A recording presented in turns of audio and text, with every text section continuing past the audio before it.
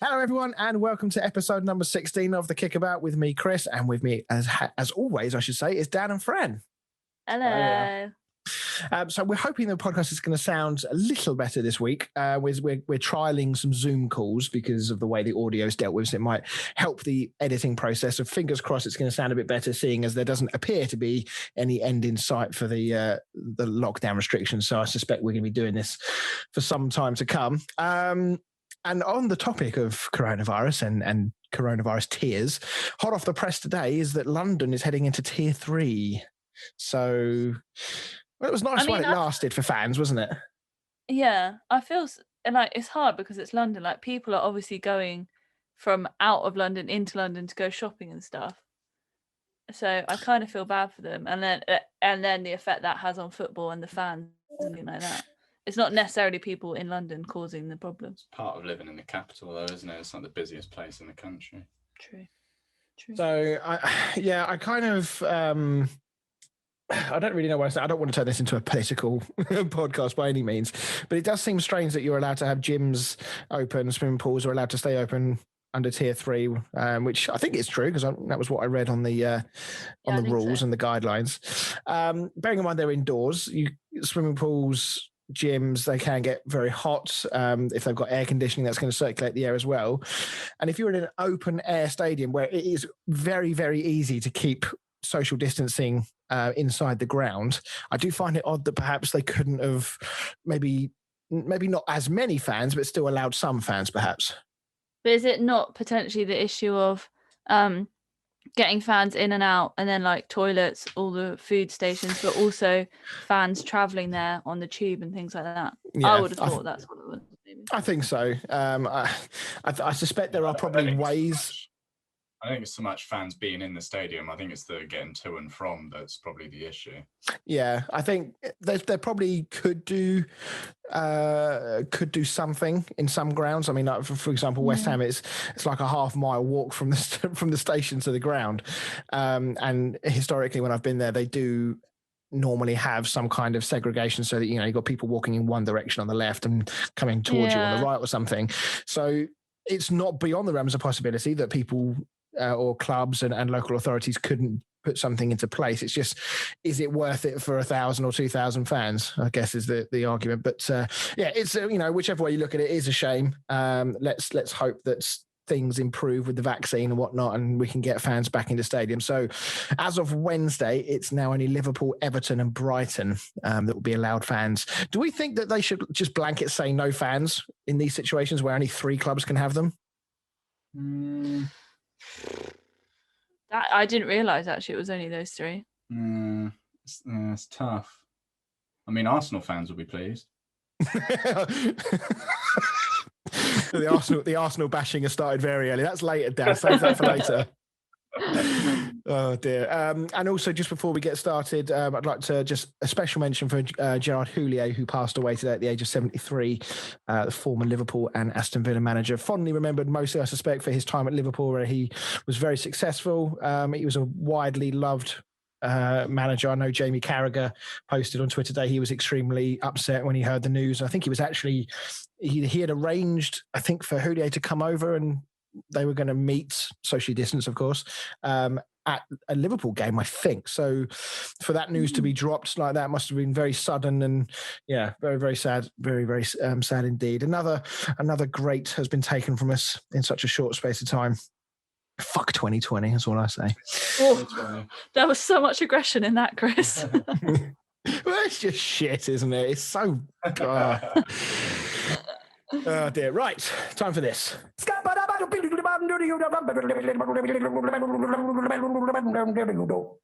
Down the stack, man. We bored of that yet? No, still good. Right, over to you then, Dan. I've been hearing your complaints, Chris, about not having any West Ham quiz questions, so I've done a West Ham stat for you. Oh no. Yeah. What? Don't be negative, Chris. You've been No, asking. because it's one of those things that you whinge and whinge and whinge, and then when it happens, you know it's going to catch you out. You know you're going to make yourself look like an arse. All right, here we go. So West Ham have earned 20 points from their 12 league games this season, including 6 wins, 2 draws, and 4 losses. Only once have they hit the 20-point mark sooner in a Premier League campaign. But which season did it happen? Chris, I'm a fan. Okay. You've got time. I have a feeling I know the answer, actually. It's one of 2 seasons. I think it's fairly recent. I know. Well, there's no forfeit riding on this, so I can afford to have a few guesses, so it's fine. Right. Okay. As usual, we'll find out the answer to that later on. Let's get on to the Manchester derby. Well, this was a bit boring, wasn't it? Horrendous. Very tedious. Yeah. Right. Leeds against West Ham on Friday night. I'm joking. We'll talk about the Manchester derby. I wish you could have seen Dan's face then. I wouldn't have minded. Moving on. I mean, in all seriousness, we should have been sat here talking about this game with a slightly more excited tone in our voices, given how much of an important fixture this is on the calendar each year and potential impact that it probably ought to have on the respective seasons. But this was. But I think also considering the teams that they are, it's Man United and Man City. Well, exactly. It's written in stone that that's supposed to be like a banging match, and it just wasn't. No, absolutely wasn't. And it sort of became one of those games that we were probably quite thankful that Manchester was in Tier 3 so that no fans had to pay to watch it. It just struck me as a game that both teams were just so desperate to not lose. Yeah, I think that was I think I said to you, especially with United, like, I don't think they went out there trying to win. I think they went out there trying not to lose. But I think both teams are more than happy to come away with a point. More United than City. I'm sure Pep was maybe trying to get a win towards the end. But yeah, for United, I think, well, Ollie said it was United's best performance against City since he's been in charge of the club. So that says it all, really. I mean, I haven't done my research on this, but have United not beaten City under Solskjaer? Yeah, you beat them twice last year, didn't you? Yeah, we've kept clean sheets against them 3 times now. The last 3 times we've played them, and I think we beat them 2-0 both times we played them last season. Yeah, I mean, we'll get on to Solskjaer in a second, I guess, but United have stung City in the past with that counter-attacking style of football. So was that why that City didn't look particularly adventurous, or were they just simply one of those games where they just weren't at it and weren't at the races? I think a bit of both. I think like Pep is a good enough manager to know how United are going to play. He's made the mistake of, I wouldn't say underestimating, but he got it wrong against them last year. So he's not the type of manager that's going to come back and do exactly the same thing wrong again this year.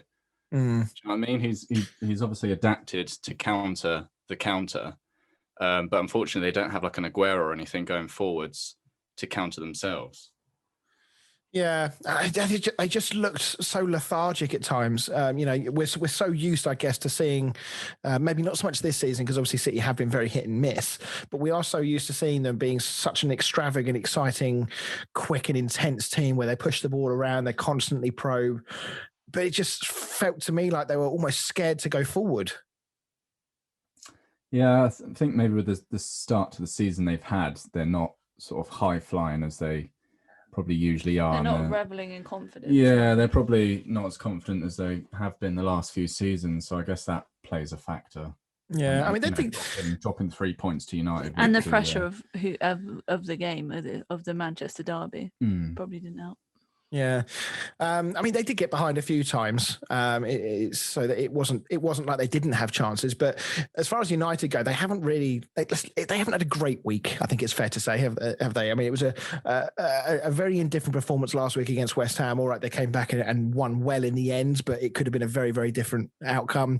And then a dreadful performance midweek, which saw you knocked out of the Champions League. So this was a game that United could not afford to lose. There was no two ways about it. But you were unhappy with the lack of subs, Dan, from Solskjaer. Yeah, well, I mean, the last couple of weeks he's been complaining about the fixtures, like the Tuesday, Saturday, the Wednesday, Saturday, and going on about there not being 5 subs, this, that, and the other. And then he waits till the 75th minute to make his first substitution, and that's all he does. Doesn't make any other subs. Yeah, it just felt like the game was there. If somebody wanted to go and say, do you know what, this game's petering out, neither team looks like they're going to win it. Do I roll the dice here? Do I throw on, a slightly more attacking-minded player and see what we can get? But yeah, he just sort of didn't do anything, did he? And we we have Van der Beek just sat on the bench, just watching. I mean, I don't understand what his problem with Van der Beek is. I think he's a quality player. Whenever I've seen him play, I think he's been one of our best players. So I really don't understand why he seems to be our seventh choice midfielder. Yeah, I mean, Solskjaer is chopping and changing his team all the time. I haven't looked at the stats, but I suspect if I did look into it, I would say that he probably hasn't played the same midfield more than maybe 1 or 2 games on the trot. And I feel like you can't really build any kind of momentum or any kind of consistency when you're asking your midfield players to play with different players every single week almost. It's not just the team either. He changes formation every single game. 1 week we're playing like a 4-3-3, then it's a 4-2-3-1, then it's a 5 at the back, then it's the 4-1-2-1-2 diamond. I think he just doesn't have a clue what formation and team he wants to play. And this is his second year in charge. Football Manager? Do you reckon he's playing Football Manager and just picking formations out and going, yeah, I'll run with that this week because I won on Football Manager during the week. And then if he gets the sack, he can just restart the game. Yeah, just load a previous save. Yeah. Just on the topic of fixtures, I was having a bit of a think about this, so bear with me and just entertain me for a moment. Obviously, Solskjaer has been very vocal about the lack of time between games. I mean, we think back to, I think it was when they went and played in Turkey in the Champions League and lost 2-1, and then that was on a Tuesday, I think it was. And then they had a 12:30 kickoff against Everton where they actually won 3-1 and played really well. But you will remember him in his post-match interview really going off on one about how they were sent out to fail and it's a joke. And other managers even piped up and actually backed him and supported him in this argument. But I'd like to just offer a slight counter argument to this. So I've done a bit of mathematics, which isn't my strong point, but don't worry, I used a calculator. The time between the game from kickoff on the Tuesday to the game on the Saturday against Everton was 2 days, 18 hours and 35 minutes. So agreed, that is not a very long time when you take into consideration the travel and everything else. So I'm not sort of having a go at him saying his argument is invalid because I still think it is. But if you then look at the difference. So let's say last weekend when Manchester United played West Ham, 5:30 on the Saturday night, and then they had a Tuesday night game when they had to fly to Germany and play RB Leipzig, 3 days, 2 hours, 30 minutes. So we're talking about 6 hours, give or take. So I just find it strange how we always focus on these games after the Champions League. And of course there are reasons for that, the travel and the intensity. But I find it interesting why it's never spoken about that a Saturday game to a Tuesday game is always seen as bang on normal and it's never considered with this fixture congestion argument. Have I got a point here or am I talking shit?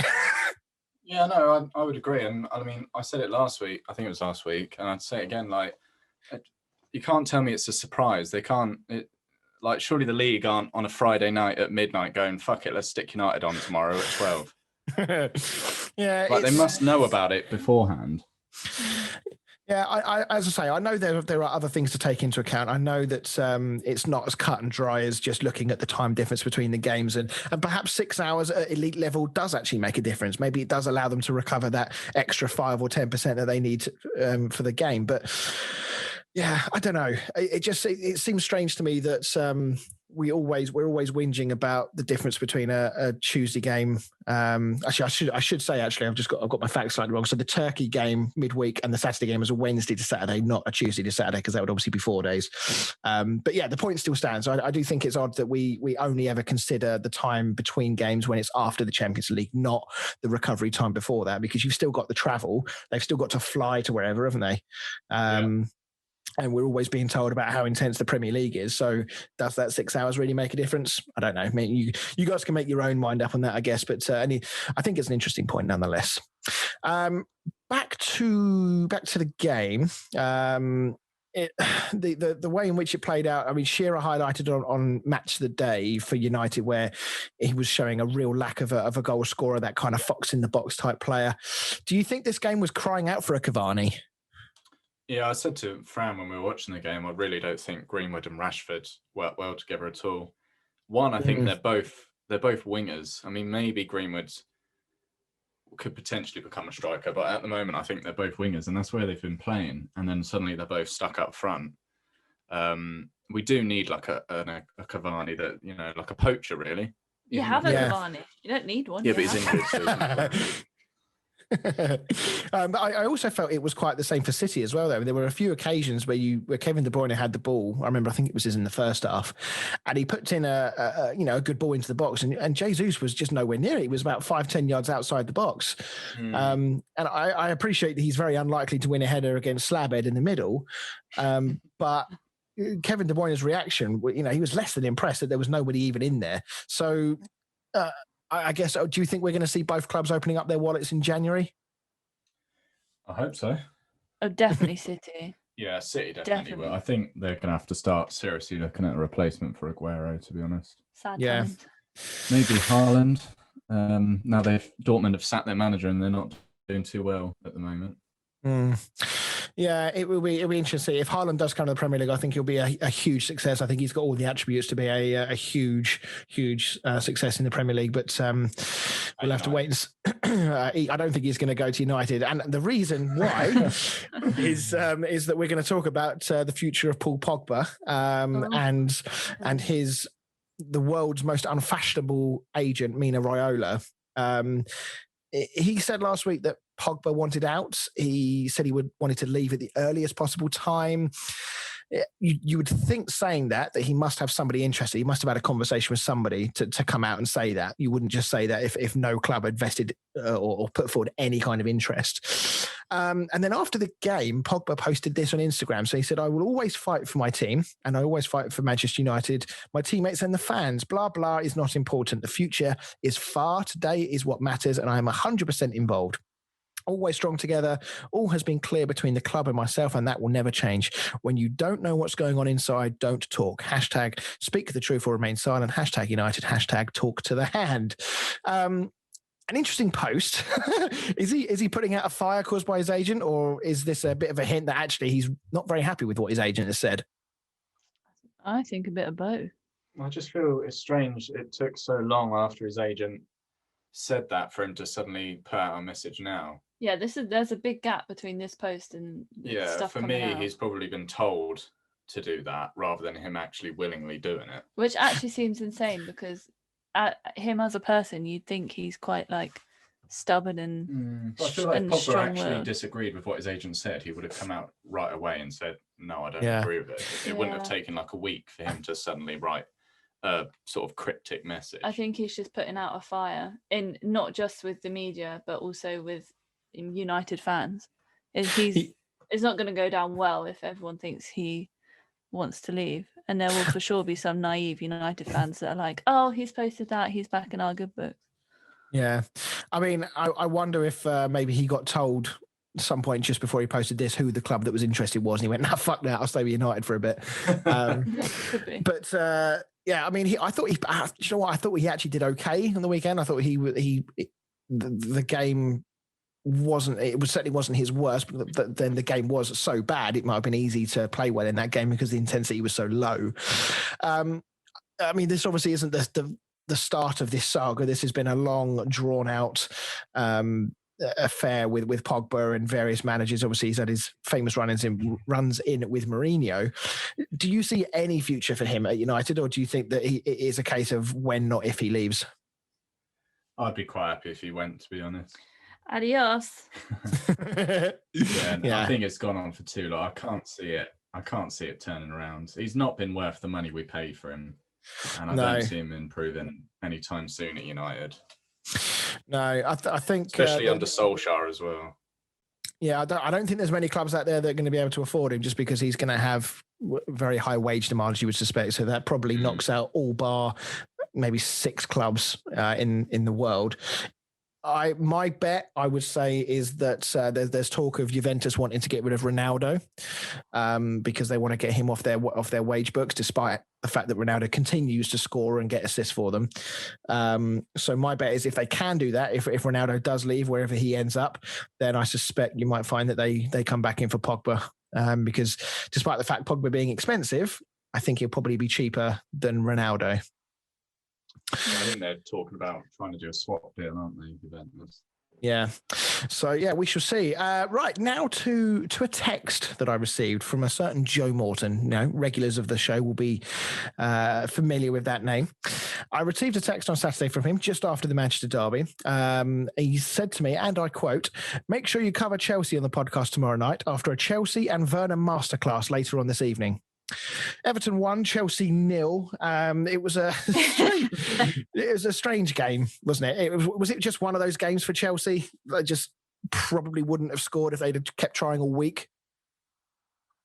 I just don't think they had any luck going for them at all. It was a very off game for them, I'd say. Yeah, I mean, it was a fairly tight game. I mean, Chelsea, I think, were the better team across the 90 minutes. They hit the post a few times. They had a 72% possession, which apparently is the highest, or from Everton's point of view, the lowest possession across 90 minutes for any winning team in the Premier League. But they didn't have a shot on target after about, I think it was about 28, 29 minutes, Chelsea. So they were quite wasteful, which is quite rare from them. Yeah, I think Werner seems to be, he gets in so many attacking positions. He's just lacking in the scoring department. It sort of reminds me of Sterling when he joined City, and Guardiola said that he was sort of quality in every aspect. He just couldn't put the ball in the net. Yeah, it was. Yeah, there was another error from Mendy. He obviously had that error last week with a defensive mix-up between him and Thiago, I think it was, or Zuma maybe, which allowed Bamford to score early for Leeds. Another error here gives away a penalty. I mean, what was he even doing that far out of his goal? Yeah, it was a bit of a Pickford type goalkeeping situation, wasn't it? Comes sprinting out and then... Yeah, just one of those things, because Mendy's been really reliable for Chelsea recently. I think it was just one of those games all in all. Everybody. Yeah. I mean, his starting position, I guess, was high because of the long ball that came up from Pickford, but it was a real rush of blood. I mean, he absolutely clattered Dominic Calvert-Lewin, didn't he? Yeah. So Everton held on.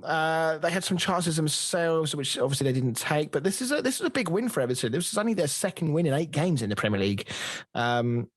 They beat Fulham 3-2 on the 22nd of November. Fulham obviously ran them close to getting that equaliser. But before that, you have to go back to the 3rd of October for their last win. So I've got down on my notes here a 4-2 win against Everton. They didn't beat themselves. It was Brighton that they beat 4-2.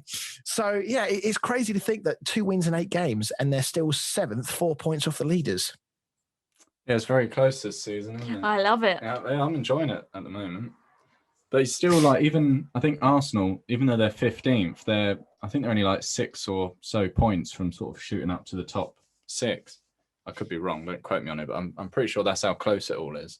Yeah, but they're only 6 points off of the relegation zone, though, Dan. That's the story. I know. That's what I mean. That's how close the entire table is. It's a crazy set of circumstances. In the same vein of thinking, we suspect that this is just going to be a minor stumbling block now for Chelsea, and particularly how the results panned out. They actually probably got away with it this weekend, didn't they?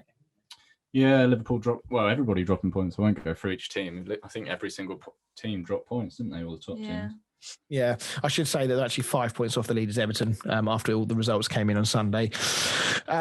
Chelsea got Wolves midweek. We're going to do some predictions because of the amount of football that is being played over the Christmas period. We thought rather than doing a quiz on every episode, we'll leave the quiz for Mondays, but we are going to throw in some predictions and see how we get on against each other, have a little mini competition amongst ourselves. But yeah, Chelsea will want to get back to winning ways against Wolves, but it's not going to be easy. Wolves are a good side. Could they go top of the table because they got Wolves, but then it's their biggest contenders are Tottenham, Liverpool if they drew. So Chelsea will, on the assumption that Tottenham and Liverpool would have to lose for Chelsea to go top. So Chelsea are up first. I think they're playing on. I'm trying to think when they're playing. It's tomorrow, isn't it? Tuesday. It's tomorrow against Wolves. So if they win that game, they will temporarily go top. because of their goals scored. Depending on what the outcome and what the score is, they might go top outright, but goal difference, they should also still stay top. And then, of course, the big game then is Tottenham Spurs. So at worst, for fuck's sake, Tottenham Liverpool. So all these teams playing each other, it's really unfair. So yeah, obviously the worst case or best case scenario for Chelsea is that they draw. That means both of money a point in front, but yeah, at best case scenario, that should mean that they end up second, depending on what Leicester and Southampton do as well. So, right, let's move on. Let's talk about Leeds against West Ham, which took place on Friday night. Another good win for the mighty Moisés. It's made easier, I guess, that because we're a team that has dropped the most points from winning starts, we took a leaf out of United's book this weekend. And we gave the other team a head start. So just want to throw it out there. Do we think West Ham title contenders? What do we reckon? Tough one. For what? The Premier League or the Championship? Oh, that's naughty. Way to stamp on my enthusiasm and excitement, honestly. He was so happy a minute ago. They are doing really well. I don't see it like last season. I thought West Ham would be competing to try and get in the Europa League, and they ended up fighting relegation. So I think this is where West Ham should be, to be honest, with the team that they are. Yeah, it's we had a slight issue with Masuaku was injured, and not long ago West Ham fans have been over the moon about that. But credit to where he's come as a player, that him being out injured was actually a little bit of a concern to us, and it meant we had to change our team around a bit. Fair to say that Sebastian Haller had a mixed night, I think would be the best way to put it. With you text me telling me how shit he is the entire game. Yeah, I'd say. And those are confidential text messages, okay? No, I mean, he didn't have the best of starts. He was really struggling with his first touch on Friday night, especially when it came to holding the ball up. The Leeds centre-backs were having a lot of success against him, and unfortunately Hannah doesn't have the pace or the strength that when his first touch goes 15 yards in front of him, he can't recover. So the first goal came from that. Retaken penalty was one of those ones where if it's happening to you, you're really pissed off. But if you step back and look at it, it's a rule. It's a shit rule, but it's a rule nonetheless. So we can't really moan too much. Bielsa not happy. Made 2 changes at half time, despite it being 1-1. What do we think of Leeds' performance? They've been very inconsistent of late. This was quite another underwhelming performance, would you say?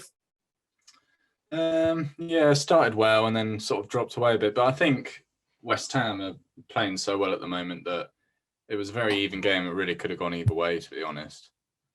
Yeah, I think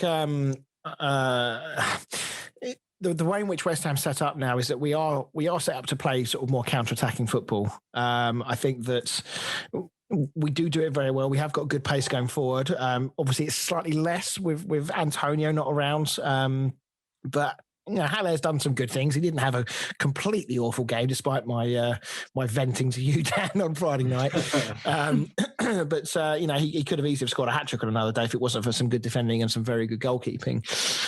So I guess just to sort of like to sum up the game, Leeds are the worst team in the league for conceding from set pieces, and West Ham are now the outright best. So I guess it probably wasn't a huge surprise to many that both goals came from set pieces.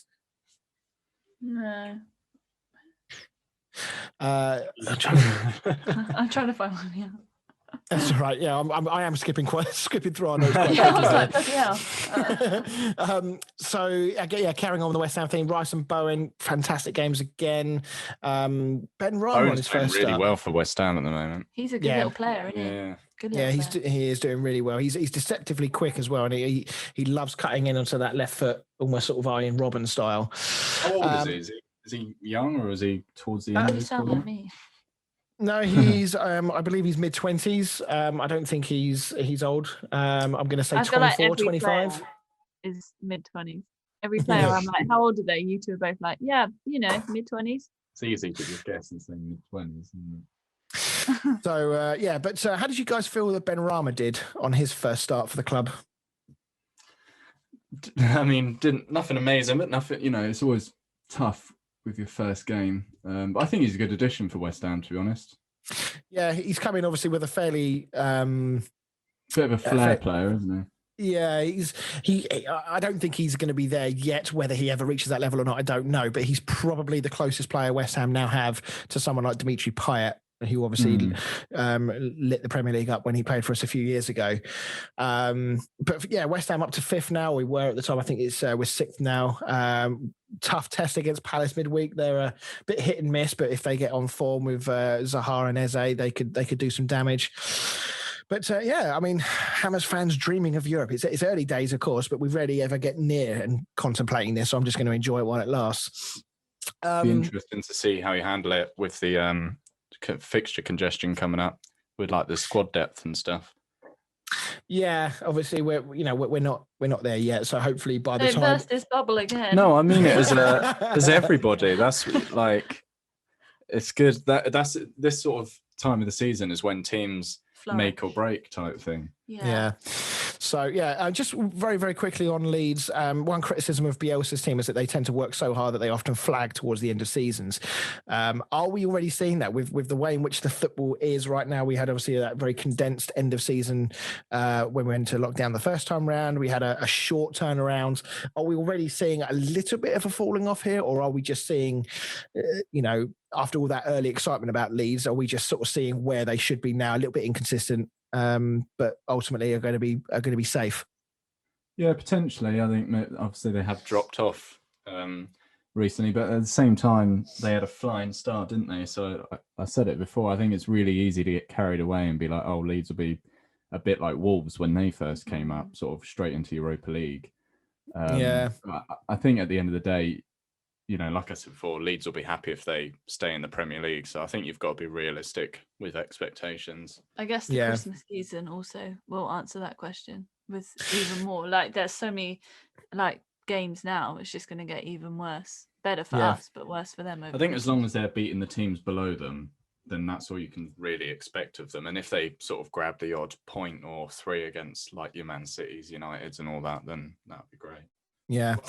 I just wonder if there's, obviously the fatigue will kick in at some point, like it will in any team. But I wonder if the high intensity at which Bielsa asks his teams to play, I wonder if the adrenaline that you get from winning games, obviously in the Championship they were winning far more than they were drawing or losing. Now they're not winning every game, and as we experienced this at the weekend down playing for our team. When you concede goals, there is a noticeable feeling inside of you where you just go, "Oh, another one's gone in," and it does take the wind out of you. It does. You can almost subconsciously feel yourself not trying quite as hard, maybe not running quite as hard, not tracking back as much. So I wonder if that's what's also happening to Leeds. Is now the physical fatigue coupled with a slight change in mentality now having an effect as well. Yeah, definitely could be having an effect. So, but they've got some winnable games coming up. They've got Newcastle next. So they, as we keep saying with this league, and 1 or 2 wins, and all of a sudden things start to look very rosy again. So it's definitely not a time to be panicking. But Bielsa will be very, very keen to arrest what has been not a particularly good run of form recently. So, right, let's head to a break. After the break, we're going to do some more Premier League chat. We go through our team of the week, and can I finally get a consolation in Football with Fran? We'll see you in a minute.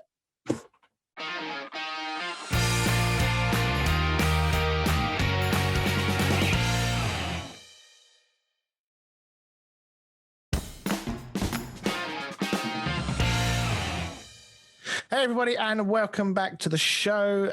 Let's talk about our competition. So our competition is on our Facebook page and all over our social media, as we've said in previous episodes.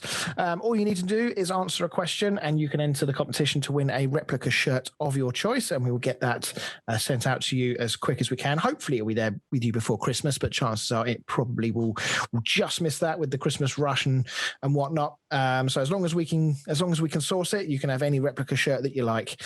Must be UK resident in order to enter, and that's about the only T and C that we have on this one.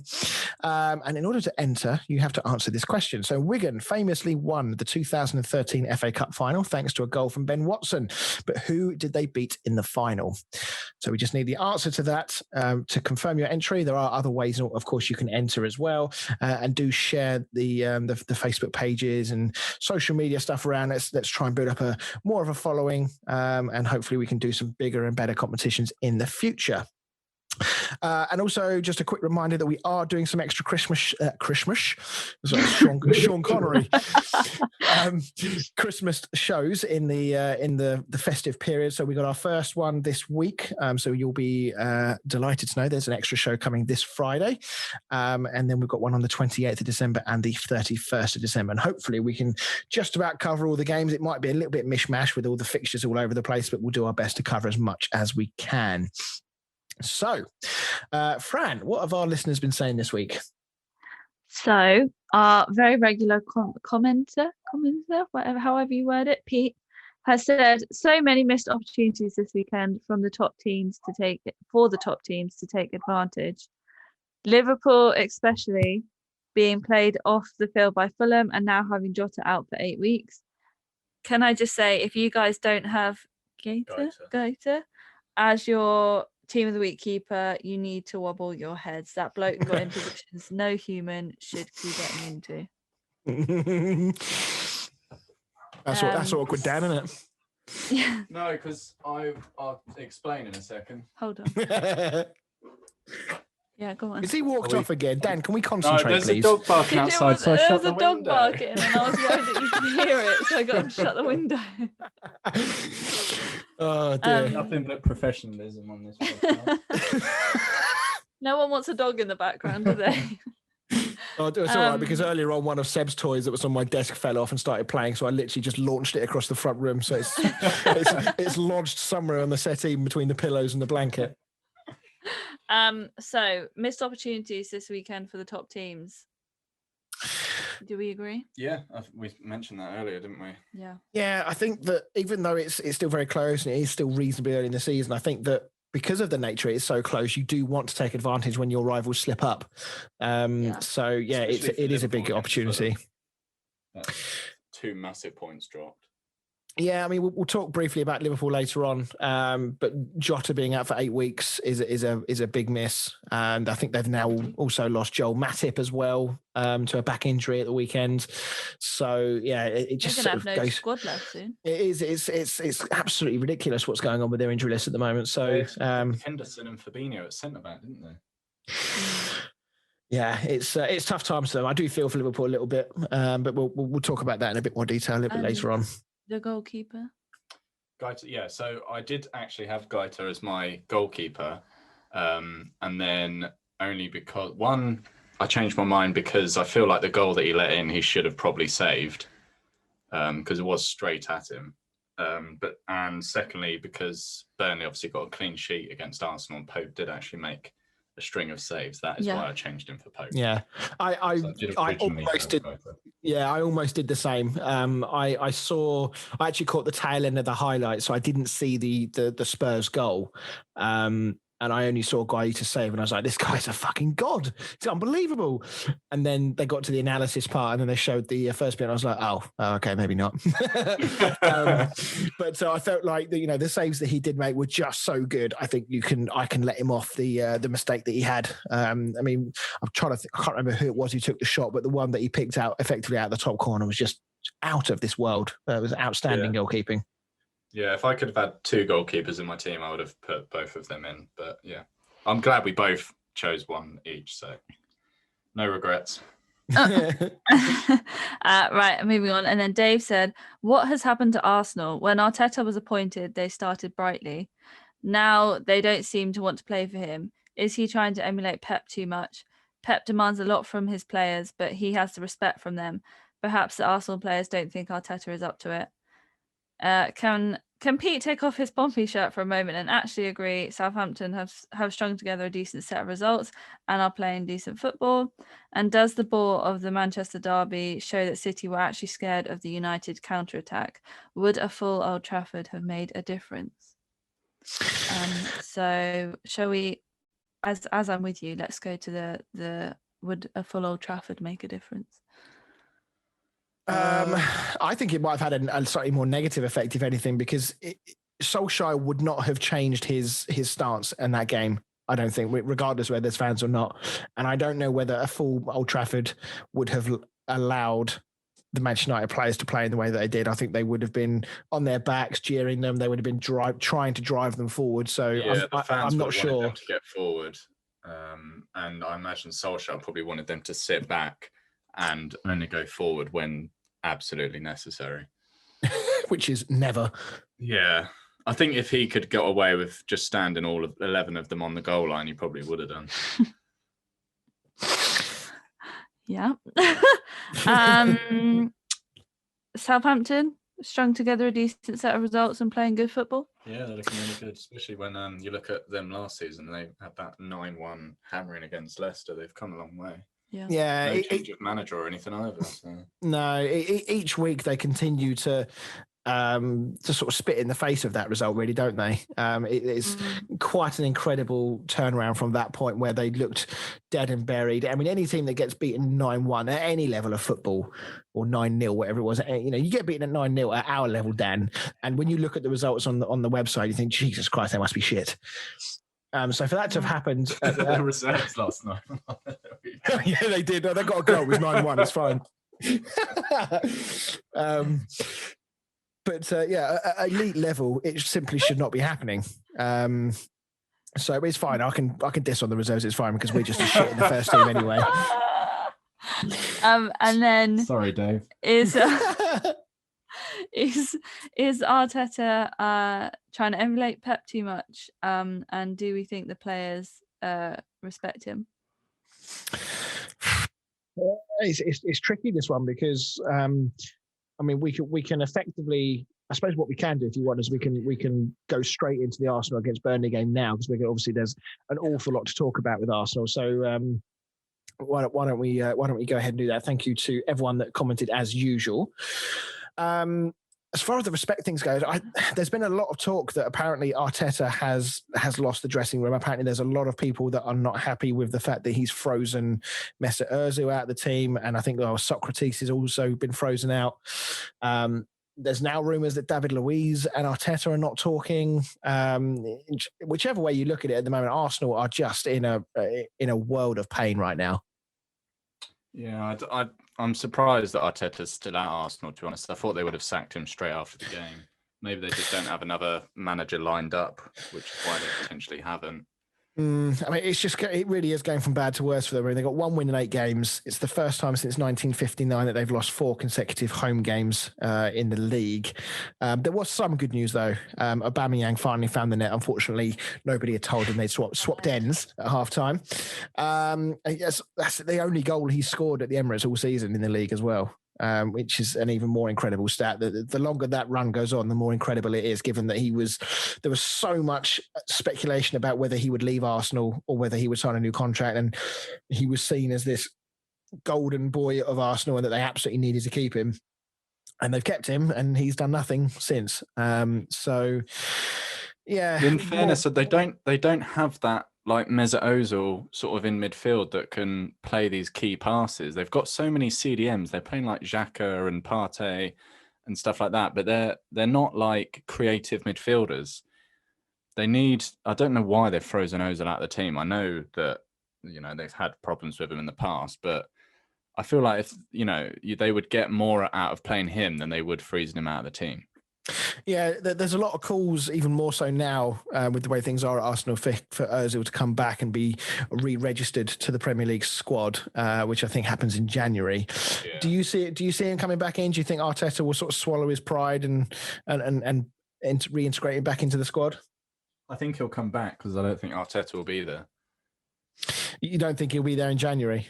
No, I think there'll be. I can't see them getting any result against Southampton unless Southampton have a really bad game. And I think if they then go and lose to Southampton as well, then I'd be amazed if the board didn't sack him.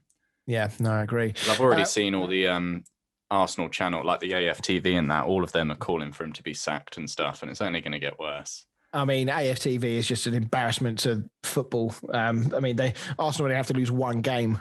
They could be like top of the league and they would be saying and acting like that. But we did actually run some polls on social media to determine whether the football fans think that Arteta should go. Granted, we don't have the larger reach, which means we're not able to poll a huge number of people. But those that did respond, plenty that said yes, but still a reasonable number of people saying no. Do we think that there is no project, that the plan is not working, the project isn't working? Do we think that they should just look to someone like, I don't know, Allegri, I think is still out of a job? Would he be the ideal person to come in? Yeah, I think they probably do need like an Allegri or something. I mean, obviously Pochettino's not going to go there. No, you wouldn't. You would hope he wouldn't. If it was an Arsenal, I think he would be ideal for them. Yeah. But yeah, I just... Has everyone given up on him then? Well, who? With Arteta? Yeah. I think, unfortunately, they've taken a gamble by going with Arteta, and I just don't think it's paid off. Yeah. It's easy to come from a club like Man City, where you've got all these superstars, to then go to Arsenal, who have got like Chelsea's OAP players. I mean, I do feel a little bit for him, and his players are letting him down. There's no two ways about that. Discipline has been a big issue as well. Obviously, Pepe a couple of weeks ago with that red card against Leeds. Xhaka, obviously his moment of madness, and they probably should have lost El Neni as well. I'm amazed that VAR decided that was only worthy of a yellow. And of course, Arteta then has to field all these questions about the discipline of his players. And in fairness to him, he's not shying away from it. He's calling it unacceptable. But then, does the lack of discipline? Does it? Is the discipline in the team something that the manager has to stamp down? Is the lack of discipline in the team actually a further bad reflection on Arteta? Yeah, I mean, Xhaka was Arsenal's captain not that long ago, and obviously things didn't work out there. But yeah, that did not go well, did it? No. But just doing stupid... I know, obviously, players have like a red mist sometimes, but surely you've got to be smart enough to know that you can't grab someone around the throat. Just in general life, you can't do that, let alone on a bloody... Yeah, but when your team's struggling and you're struggling for results and your manager's under pressure, and then you've got one of your sort of most experienced players doing that, I feel sorry for Arteta, I do. What made me sort of laugh, I guess, if that's the right way to put it, about the whole Xhaka red card was the fact that the guy that he grabbed wasn't even the guy that he fouled that originally got upset with him. It was the guy that was trying to play a little bit of peacemaker. No, it's because when he first came behind trying to make peace, Xhaka tripped over him. Oh, I see. Okay. And I think Xhaka thought that he did it on purpose, which is why he then squared up to him and grabbed it. Because if you watch it, like, he comes running in, and then Xhaka's walking backwards and just trips over him. I think he thought the guy did it on purpose. Okay, well, I mean, in fairness, that's a perfectly acceptable reason to grab someone by the throat. Yeah, obviously, I'm not justifying it. He's closing in on a year as Arsenal boss, which actually is quite strange. It feels longer. Yeah. And he has had some success. Obviously, they won the FA Cup last year. But do we feel like Arsenal have gone forward in any way, shape, or form, or have they stood still or even gone backwards? No, I don't think you can say they've gone forwards, to be honest. Not when they're sat 15th in the table. And they haven't. I don't know how long it's been since they played Champions League football now, like 4 years. Yeah, I mean, that was, when Arsene Wenger was in charge, it was a given that Arsenal would be in the Champions League every year, even if they weren't getting anywhere near the title, which towards, the latter end of Wenger's career there, they didn't get near the title, but they would always be in the Champions League. And now, people are beginning to say, with a degree of seriousness in their voice, that they're in a relegation fight. I mean, it seems totally ridiculous to say that. And of course, you would imagine that they won't be come the end of the season. But to even utter that sentence just shows how bad things are for them right now. Yeah, I feel like clubs are starting to go down the route of appointing like sort of club favourites or club legends to give them a bit more leeway when it comes to sacking. Because I feel like that's why United got Solskjaer, because obviously he's a club legend and fans don't want a club legend to be sacked, but there comes a point when you can't take anymore. And I feel like that's the same with Arteta. Obviously, I wouldn't say he was a club legend, but he's a sort of fan favourite type thing. And like fans turned on Emre a lot quicker than they've turned on Arteta, and Emre was probably doing better than Arteta is. Yeah, no, I agree. But for Burnley, what a massive win this is for them, though. This now out of the relegation zone. They've got 7 points from their last 4 games now.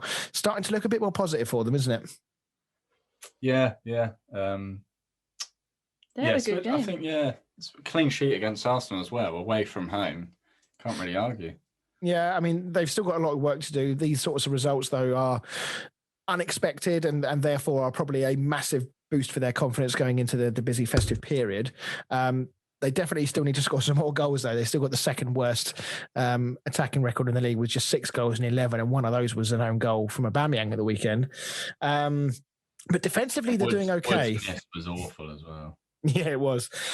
Defensively, they're doing okay, though. All the teams around them have conceded more goals, which is, potentially, if Burnley are still there or thereabouts at the end of the season, if they can keep their defensive record better than the others, and that could make the difference come the end of the season. Mm-hmm. What's going on, you two? Yeah. I feel like there's something going on in the background here. No. Your audio just keeps going up and down. Oh, does it? Oh, okay. Yeah. I'll try and be more predictable in my vocal tones for you, Dan. Please do. But yeah, Burnley do have a very favourable run coming up, actually. They've got Villa, they've got Wolves, they've got Leeds, Sheffield United coming up. And you would say all of those teams are quite unpredictable, with the possible exception of Wolves, although they've been unpredictable at times themselves, I guess, as well. And you'd think that there shouldn't really be any games that Burnley don't target to win now because of the position they're in and the way the league is. But if they can pick up 2 wins from those 4 games, then all of a sudden things look really, really good for them, and they can start looking up rather than behind them. Yeah, I think they definitely need to be beating Sheffield, obviously, which I think most teams are looking at that as a must-win game. Villa's a tricky one. Yeah, well, all of them, Villa, Wolves, and Leeds are all tricky games. Yeah. I can see them getting at least 3. They probably need to aim for 4 or 5 points at least, I would say. Yeah, but it's positive nonetheless. Right, let's talk about Southampton against Sheffield United. Another great win for Southampton. Danny Ings is back in the side, of course, and I think he actually scored last Monday while we were recording. And it's just other results in the league. The 3rd in the league briefly. I think they're 4th now after Leicester's win at the weekend. But they just look so in sync with each other. Everything is clicking for them, isn't it? They are an example of a team where if everything clicks, you don't have to have superstar players. You can still have fantastic runs and great seasons if you just get everybody playing. Yeah, I put Danny Ings back into my fantasy team, so that's why he didn't score this weekend. Yeah, goal scorers were Shay Adams, another goal for him. He's been doing very well this season. Armstrong's goal, I think, was massively deflected from memory, and then Nathan Redmond finished off the scoring. Next, I don't want to keep talking about Arsenal, but Southampton are playing Arsenal next. Frankly, the way things are, it's hard to see anything past a Southampton win. I think you've got to say Southampton are favourites, really, haven't you? Even though it is at the Emirates, I'd still be surprised, I think, if Southampton can get at least a point out of that game. Yeah, they've then got Man City after that. But, I mean, I am just really keen to see what Hasenhüttl can do, or where Hasenhüttl can take this team this season. I know Pete won't thank me for saying this, but I really do think that he's done such an incredible job there. And as things stand, for me, he's a shoo-in for manager of the season at the moment.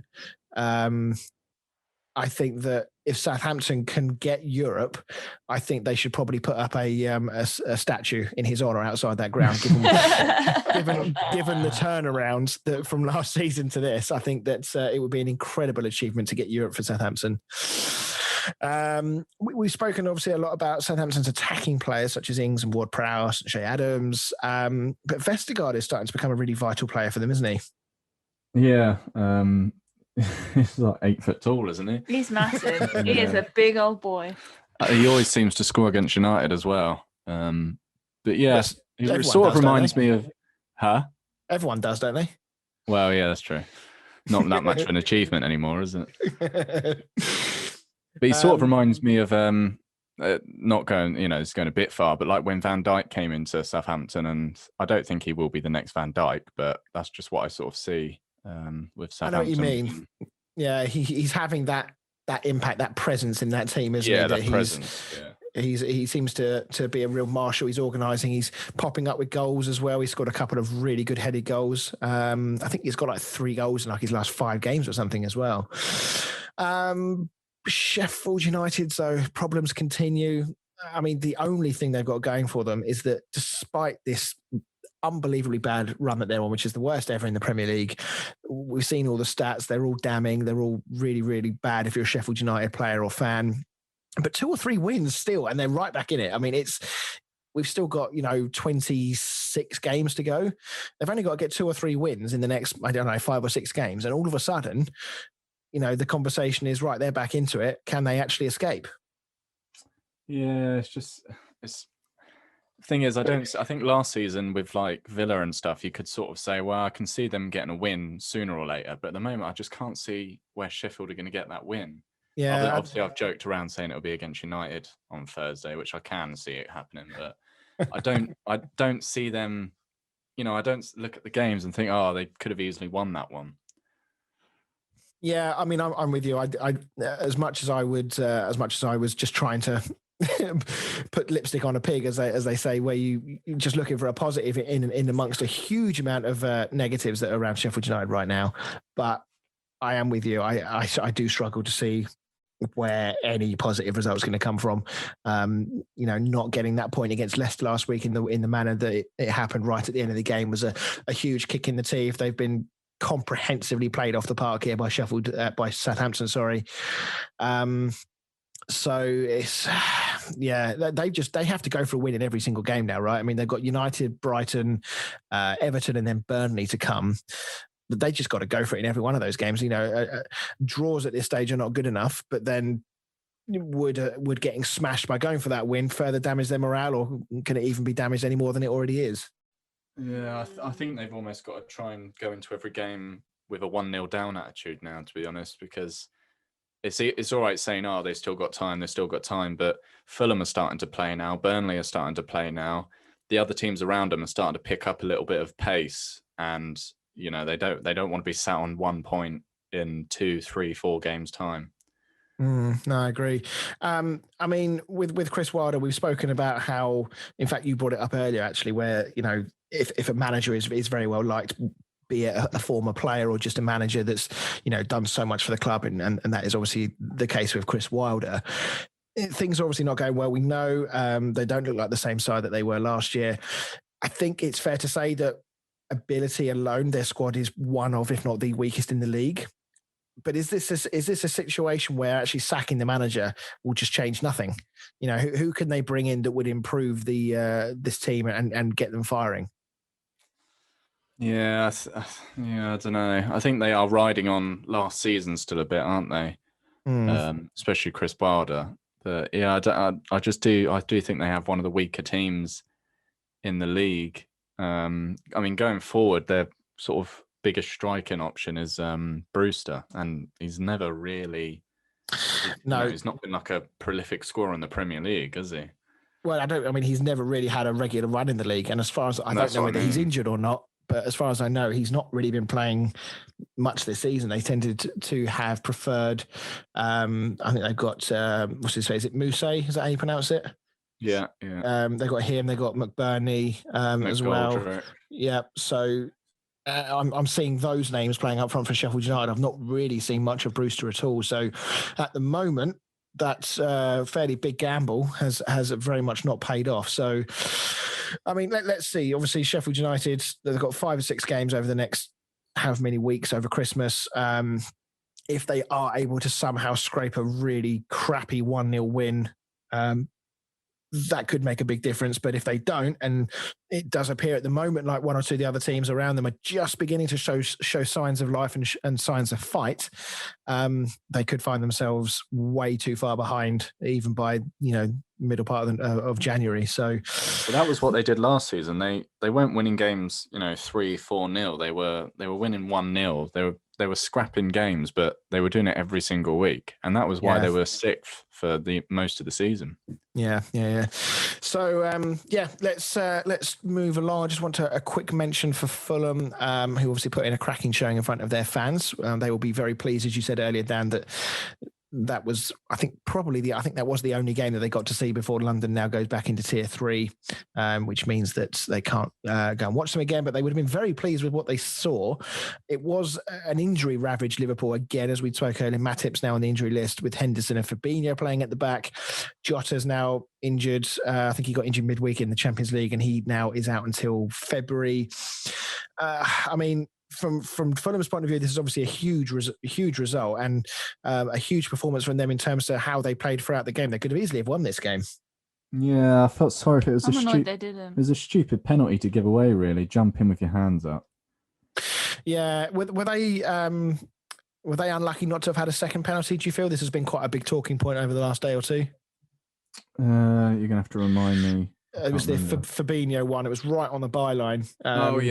When they gave a corner, didn't they, in the end? Yeah. It was one of those ones where you look at it from two different angles and you come with two different outcomes.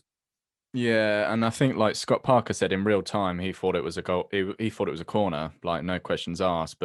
And we've said it before, when you slow stuff down and you put it in super slow-mo, it always looks a lot worse, doesn't it? Yeah.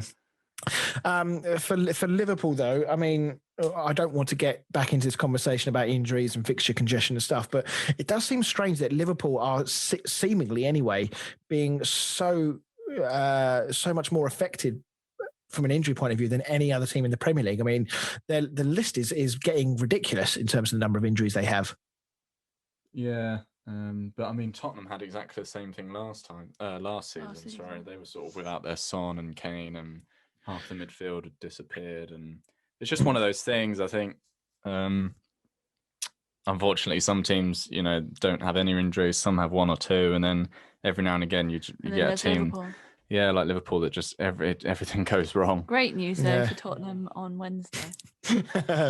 Yeah, I mean, I have to say credit to Liverpool for actually continuing to have good results. Well. Yeah, good results for a team that's so ravaged with injury. If they can continue performing like this and continue picking up results, then when they do get the rest of their players back, then they'll be very well placed for a proper defence of their title this season. So, right, let's move on. So we're going to do our Premier League predictions first.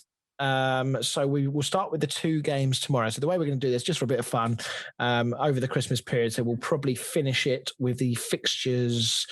We'll do it for the Saturday, the 2nd of January. We'll do the fixtures for those games, and then we'll do the results after that, and then we'll stop the little mini game that we're playing after that. So let's start then with tomorrow's games. Wolves against Chelsea. What do we think?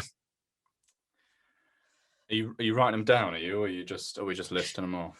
I will note them down when I listen back to the podcast. I'm sure people will not want to hear me typing on my very loud keyboard. Yeah, fair enough. Fran, you want to go first? No, I don't know. I'm going to go 2-0 Chelsea. I am going to go 2-1 Chelsea. I'm going to go 1-1. Oh, controversial. Love it. Okay. Man City, West Brom. I'm going to go 3-0 City. Okay. I'm going to go 2-1 City. I'm gonna say 2-0 City. I don't think they'll run away with this one. It's tempting to say that maybe things will start clicking and they'll absolutely smash them. But I've not seen anything to suggest that City will do that yet. So I'm going to say 2-0. Right, let's move on to Wednesday's games now. Arsenal against Southampton. I'm going to go 1-1 for that one. I'm going to go 2-1 Southampton. I'm going to go 2-2. I think it'll be a high scoring. I think it'll be a high scoring game, but I think that we will see some level of a reaction from Arsenal after all this negativity. But I would not be surprised if Southampton win that game. Leeds against Newcastle. 2-2. Yeah, good shout. I will go 1-0 Newcastle. I'm going to go ultra boring. I'm going to say this one's going to be a 0-0 draw. Boring. Yeah. Leicester against Everton. I'm going to say... what am I going to say? I'm going to say 2-2. Okay. I'm going to go like 4-3 Leicester. Wow. Oh, he's going big time. I can see You that deserve happening. bonus points if you get that bang on.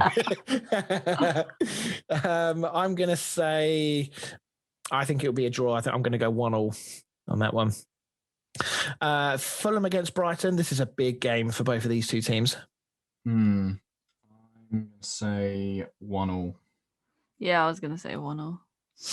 I think Fulham will win there. I've just seen signs of life from Fulham. They've got a little bit of confidence coming back into them, and I think that Liverpool game will help. So I'm going to go 2-1 Fulham.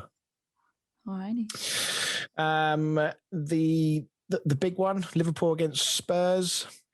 I'm going to say 2-1 Liverpool.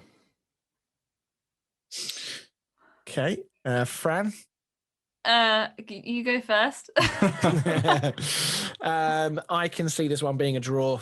I think Liverpool's injuries and Spurs counter-attacking football. I can see this being I'm going to say a 2-2 draw in this one. I'm going to say 3-2 Tottenham. Oh, I'm loving all these big scoring predictions from you. And then the final game on Wednesday is West Ham against Crystal Palace. Obviously, Crystal Palace will win. I'm going to go 4-0 Palace.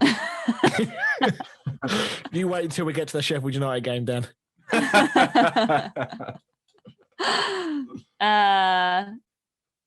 I'd go West Ham 2-1. Okay. I've said mine. You actually going 4-0 Palace? No, I'm joking. I will go 2-0 West Ham. Yeah, I'll go the same. I think we'll win that 2-0, nice and comfortable the way we're playing. And then the two games on Thursday, which will be the last two, and obviously we're going to do our show on Thursday night. So both of these games we probably won't cover on Thursday night, and depending on how the Sheffield United Man United game go, that might be a blessing in disguise for Dan. First game is Aston Villa against Burnley. Christ. I'm going to go 2-0 Villa, I think. I'm going to go 2-2. I'm going to go for a 1-0 win for Villa. Right. And then finally, Sheffield United against Manchester United. I'm going 6-0 Sheffield United. Only 6. They're going to double or 200% increase in their goals scored for the season in one game.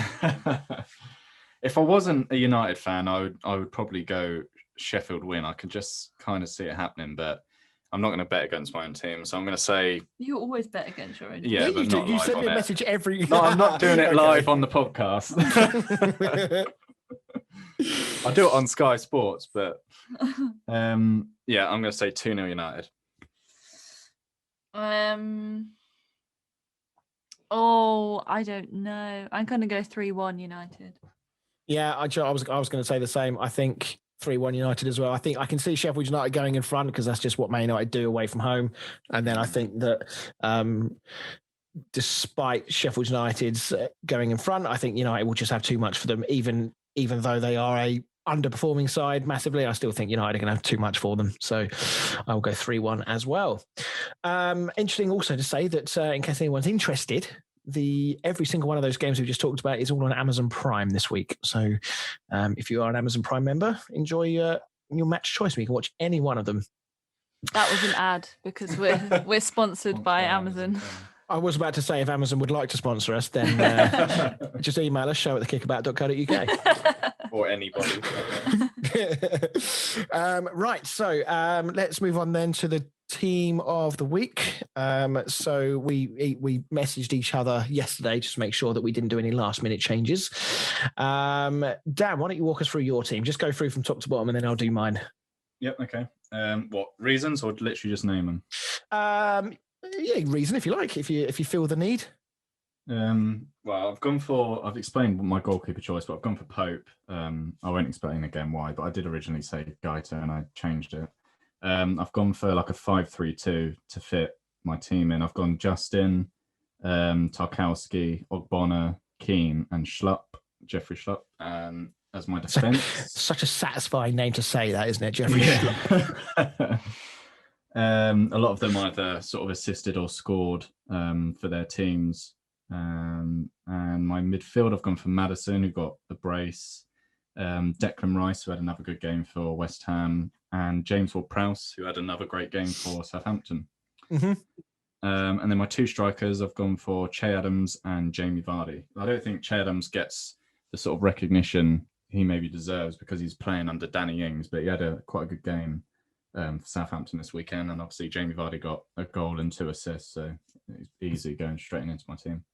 Yeah, no, very good. It's interesting that, there's quite a lot of crossover between our two teams this weekend, but it's interesting that you look at this 11, there's not a single player from a big team in inverted commas, just because of the way the weekend was. There was a lot of dull games where teams didn't really perform too much. My team is Guaita in goal. I've gone for a back 4, Justin, Ogbonna, Tarkowski. So I've gone back 5, beg your pardon. Justin, Ogbonna, Tarkowski, Vestergaard, and Creswell. I'm pretty sure Creswell still has the most chances created as a defender, or assists as a defender, I think, mainly from his excellent set piece delivery. And then midfield, I've gone for Maddison, Declan Rice, and I can never pronounce his the first bit. Is it Decordova? Decordova? I don't know how it is.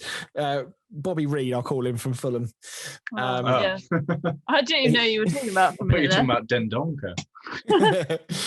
No, I thought he had a fantastic game. I put him in my midfield, but I think that he plays like as a winger, so he could easily have been a striker. But then I've gone my 2 strikers for Jamie Vardy, and I thought Callum Wilson for Newcastle had a very good game. Even though it took Dwight Gale coming off the bench to get them the winner, and a very important win for Newcastle as well. I thought Callum Wilson was superb in that game. So those are our teams of the week. We'll whack those up on social media in the coming day or two. So do let us know in the comments once we hit them up what you think was good about them. I got an absolute whirlwind of shit last week for not including Son and Kane. But do let us know what you think you agree with and what your team would be. Right, so as we get towards the end of the show then, time for this.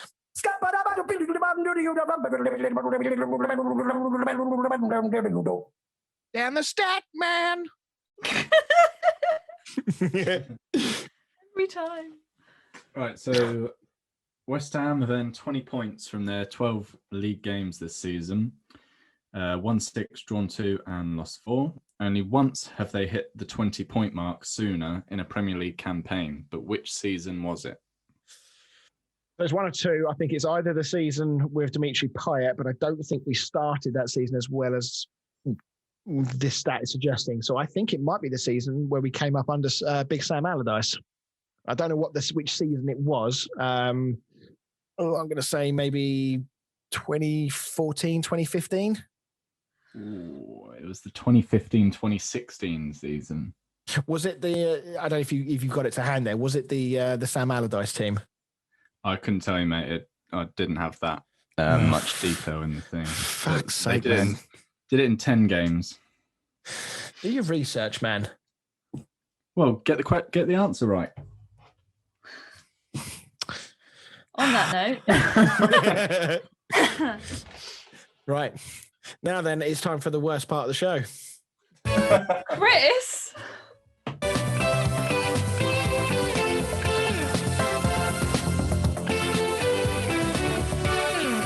I say worst part of the show because I know how it's going to end up. Well, I am fuming that you just said the worst part of the show. It was when we first started this, it was my favourite part of the show. But now I'm 9-3 down. 8-3. Is it 8-3? Give yourself one back. 8-3. I think I would. Yeah. It is Christmas, so. Yeah, is Dan going to be nice? Is he going to give me an early Christmas present? Okay, so same format as usual, just some questions, and then Chris, I'll tell you when Dan has definitely written down his answer, and then you can say your answer.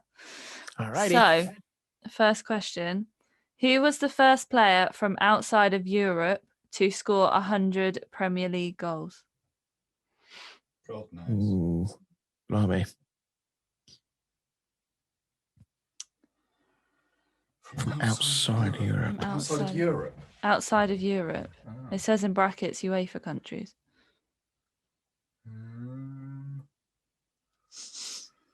I have no idea. Yeah, this is tough. It's a good question. I like it, but it's tough. I'm just trying to think. Okay, I've got my answer. These questions worry me because now I'm looking at it like I don't know the answer, but I'm looking at it like, is that definitely right? Do you know the player? I think so. Okay, all right. I'll take a You got one now? stab. Yeah, I've got my answer. Yeah. Okay, go on then, Chris. I'm going to say Carlos Tevez. I think that's too late in the Premier League era, but that's as far back as I can think. Yeah, I was thinking South America, but I've gone for Didier Drogba. Okay, it says Dwight York. Oh. Okay. Yeah. Wow, that's Tobago, isn't he? Yeah, he is. Yeah, that's right back at the start. No, I think he's Jamaica, isn't he? Dwight York.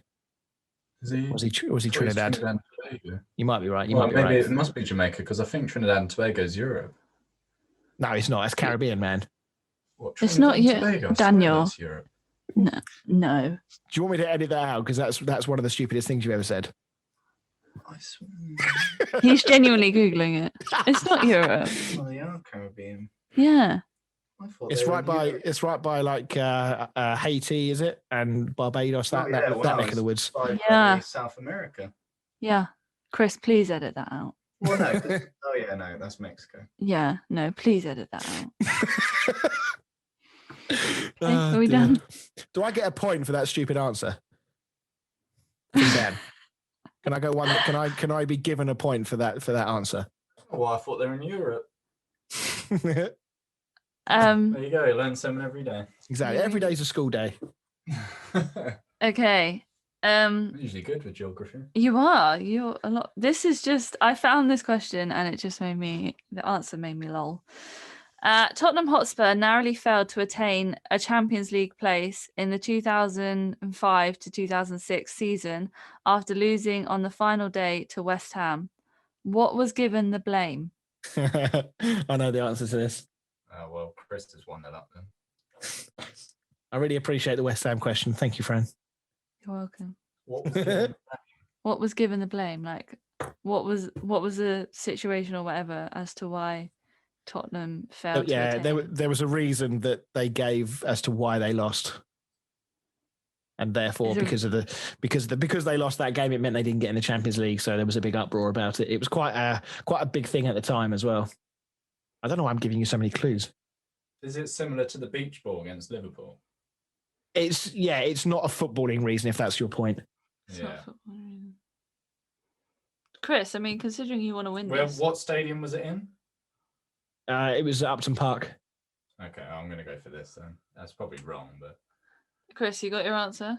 Yeah, so it was a dodgy lasagna. Oh. Yeah, Chris. What did you say? I thought they maybe blamed the bubbles at Upton Park. Oh. God, how big would they have had to have been to affect the game? No, it's in like getting in the players' eyes or something.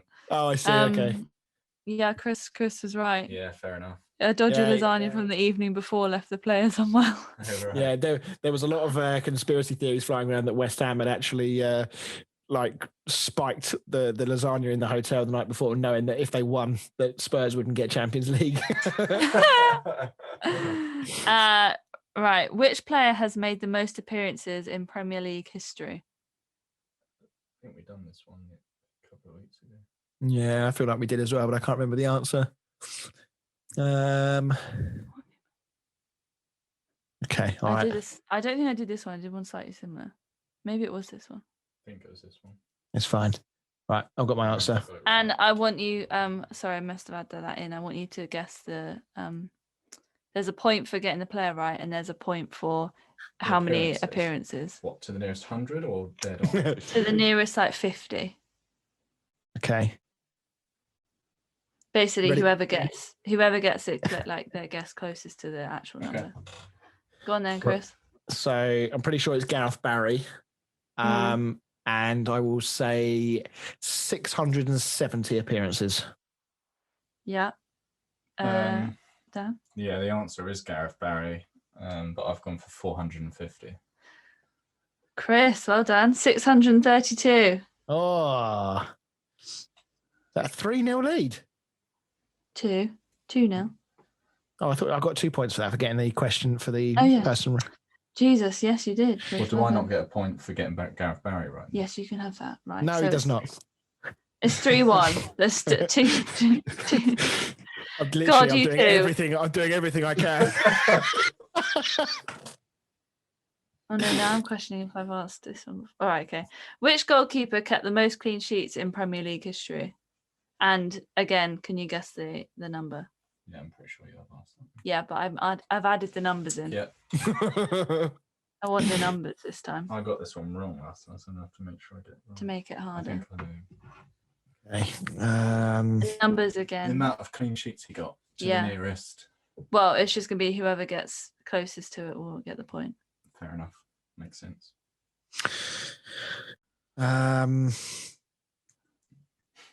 Okay. All right. I'm ready. I feel like adding the numbers in really jazzes up this question. All right, go on then, Chris. So goalkeeper's Petr Cech, Yeah. and I will say number of clean sheets. I will say 110. Oh, Right. I've gone Petr Cech and I've gone 120. What did Chris say? 110. And you said 100. 120. Yeah, Dan smashed it. 202. Oh, Bloody hell. Well, you won it, so. But you both got the name, and then you got an extra one. So now You've it's. just given him 2 points. No, Maybe I've given haven't. him what? Sorry. Will you calm Sorry. down? Now, Thank children. you. Nice try Right. there, Fran. I appreciate it. You're welcome, Chris. Okay, last one. How many West Ham players were named in the England starting 11 for the 1966 World Cup Oh final? man, is this your excuse for a West Ham question? Oh man. Can you ask the question again? Oh Say it god. out. Okay. How many West Ham players One, were named in the England two. starting 11 for the 1966 World Cup final? Just throwing in some curveballs there, seeing if Dan. Yeah, I mean, Uh, I couldn't tell you how many Chelsea players. Okay. were in that. all right, I'll take a Think stab. about the team. Yeah, 1966. Yeah, come on. I was minus 30.